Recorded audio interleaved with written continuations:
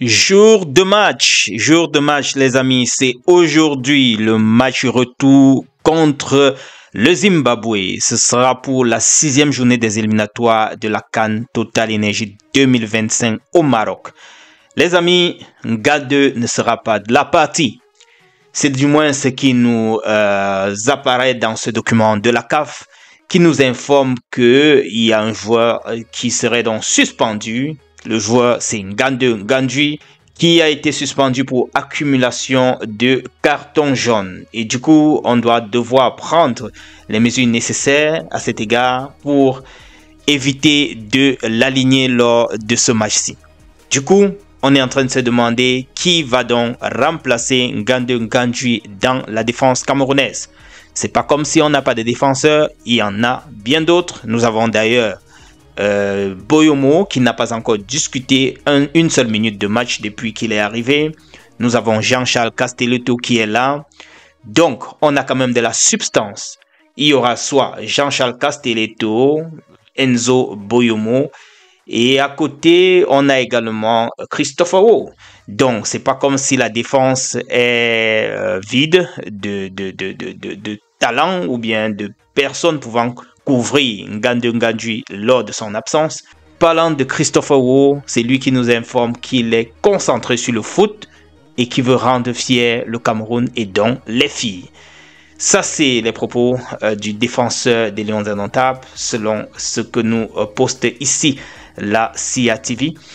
Bref, de l'autre côté, on parle ici de André Onana qui aurait reçu donc la visite du patriarche patron de la police, Mbangangele, monsieur Mbangangele, qui est venu lui rendre visite dans la tanière. Et parlant de André Onana, est-ce qu'il va céder dans sa place à ses coéquipiers comme il le disait dernièrement?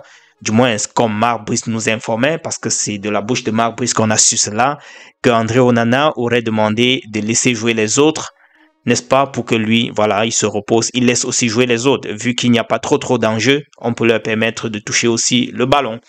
Donc, je me demande aussi si lors de ce match-ci, Marc Brice va donc accepter que ça se passe comme ça, soit peut-être mettre déjà dès le début l'un des deux autres gardiens, ou bien laisser qu'André Onana commence et peut-être être remplacé par la suite, peut-être lors de la mi-temps, I don't know, selon comment le match va se dérouler.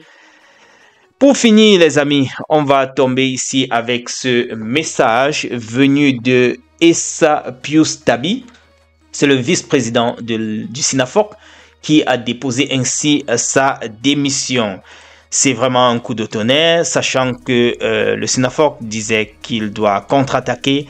C'est maintenant l'un des vice-présidents, du moins le vice-président du SINAFOC, donc qui nous écrit, comme nous pouvons voir dans cette note qui circule partout sur les pages sportives, pour nous dire qu'il démissionne. Je vous lis un peu traduit bien sûr. Je vous écris pour vous informer que je remets officiellement ma démission de mes fonctions de vice-président du SINAFOC à compter de ce moment. Après la réunion que nous avons eue ce matin et après mûre réflexion, je me suis rendu compte qu'il me serait difficile de travailler avec le SINAFOC en tant que vice-président et la FECAFOOT en tant que membre du COMEX en même temps. J'apprécie vraiment les bons moments que nous avons passés à travailler ensemble. Je vous souhaite à vous et à votre équipe le meilleur dans vos efforts pour aller de l'avant. Ça, c'est ce qu'il dit en quelque sorte de façon traduite.